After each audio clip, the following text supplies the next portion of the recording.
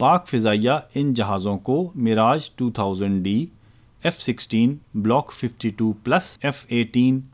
F-15E کے طرز پہ استعمال کرنے کا ارادہ رکھتے ہیں۔ 2 پائلٹوں والے یہ تمام جہاز 2 بنیادی طریقوں پہ استعمال ہوتے ہیں: سرویلنس یعنی جاسوسی اور گراؤنڈ اٹیک یعنی زمین پہ دشمن کے اثاثہ جات پہ حملہ کرنا۔ آگے بیٹھا پائلٹ صرف جہاز اڑانے کا ذمہ دار ہوتا ہے اور وہ صرف اس کام پہ توجہ دیتا ہے۔ پیچھے بیٹھا پائلٹ ویپن سسٹم آفیسر کہلاتا ہے، جس کا کام جہاز میں لگے جاسوسی آلات کا استعمال، دشمن کے دفاعی نظام پہ نظر رکھنا اور اس کی جیمنگ اور دشمن کے ریڈار سے بچتے ہوئے اپنے ہدف تک پائلٹ کو پہنچانا ہوتا ہے۔ ایئر مارشل مجاہد انور کے مطابق JF-17B کا پچھلا کاکپٹ مشنائزڈ ہوگا، یعنی پیچھے بیٹھا پائلٹ صرف اور صرف مشن پہ توجہ دے گا، جہاز اڑانے پہ نہیں۔ اس کام میں کافی سارے الیکٹرانک سسٹم استعمال ہوتے ہیں اور کئی طرح کے طریقے اور ٹیکنیکس استعمال ہوتی ہیں، اور دشمن کے علاقے میں پرواز کے دوران حالات کافی جلدی اور غیر متوقع طور پہ تبدیل ہوتے ہیں اور پائلٹ کافی مشکل اور پیچیدہ حالات میں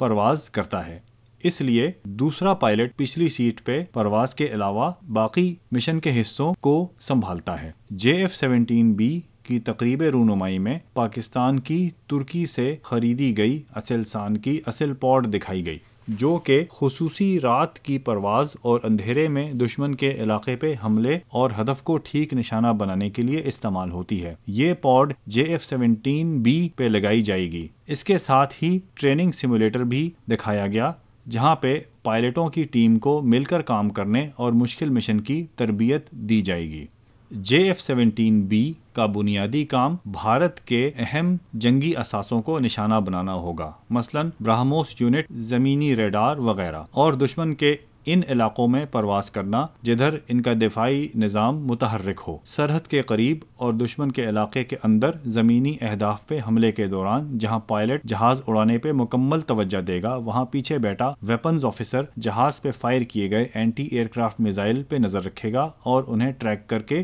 چیف اور فلیئر اور دوسرے دفاعی اقدامات کرے گا۔ ان خصوصی مشنز کے دوران تھنڈر بی، KG-600 جیسی جیمنگ پاڈ، ایسل پاڈ اور دیگر الیکٹرانکس اور گلائیڈ بموں سے لیس دشمن کے ریڈار اور مواصلات جامنگ کرتے ہوئے اپنے گلائیڈ بموں کو دشمن کے اہم اور قیمتی جنگی اثاثوں کی طرف گائیڈ کر رہے ہوں گے، جبکہ پیچھے اڑتے بلاک 2 اور بلاک 3 ایک سیٹ والے تھنڈر دشمن کے جنگی جہازوں کو اپنے دور مار BVR میزائلوں سے نشانہ بنا رہے ہوں گے۔ JF-17 تھنڈر B اور JF-17 تھنڈر بلاک 3 میں ایک اور مشابہت ان کے خودکار نیٹ ورکنگ کی صلاحیت کی ہے، یعنی تھنڈر B اور بلاک 3 خودکار طریقے سے آپس میں رابطے میں ہوں گے اور ایک دوسرے کو معلومات فراہم کر رہے ہوں گے۔ JF-17 تھنڈر B کی خصوصی نوعیت کی وجہ سے اس پہ صرف 30 کلومیٹر اور اس سے کم دوری پہ مار کرنے والے WVR یعنی ود ان ویژول رینج کے میزائل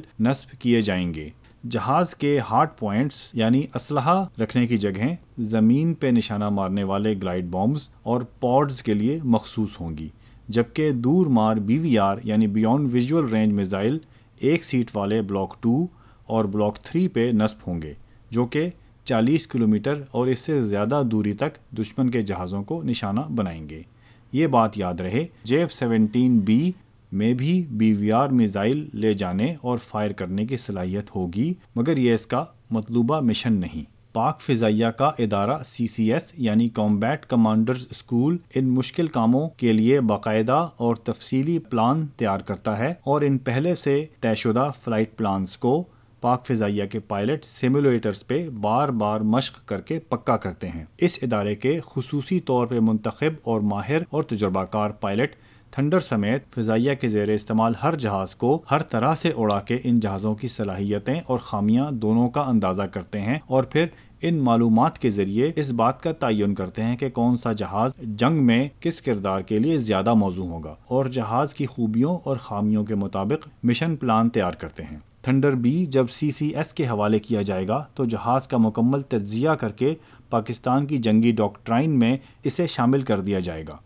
اور یوں ہر جنگی اثاثہ اپنا دیا ہوا کام کرتا ہے، نہ کم نہ زیادہ، اور ایسا ہی کچھ 27 فروری کو ہوا جب JF-17 اور میراج اور F-16 نے اپنے اپنے مختص شدہ کام کیے۔ F-16 کا کام ایئر ڈیفنس تھا، تھنڈر کا کام ریڈار جیمنگ اور میراج کا کام گراؤنڈ اٹیک تھا۔ یہاں پہ یہ ویڈیو ختم ہوئی۔ اگلی ویڈیو تھنڈر بلاک 3 کے بارے میں ہوگی۔